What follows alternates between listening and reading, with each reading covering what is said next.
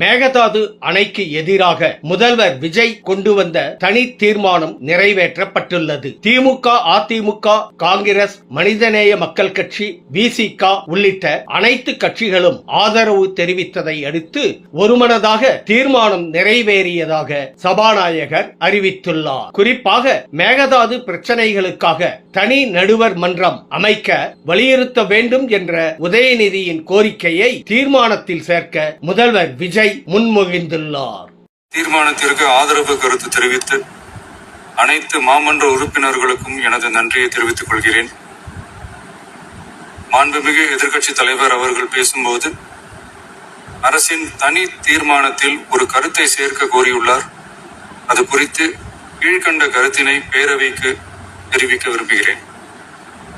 மேகதாது பிரச்சனை சம்பந்தமாக எனது தலைமையில் 26/5/2026 அன்று மேகதாது பிரச்சனைக்காக பிரத்யேகமாக தனி நடுவர் மன்றம் அமைப்பது குறித்து சட்ட வல்லுநர்களுடன் கலந்தாலோசித்து தனி நடுவர் மன்றம் அமைக்க ஏற்கனவே தேவையான சட்ட நடவடிக்கைகள் எடுக்கப்பட்டு வருகின்றன.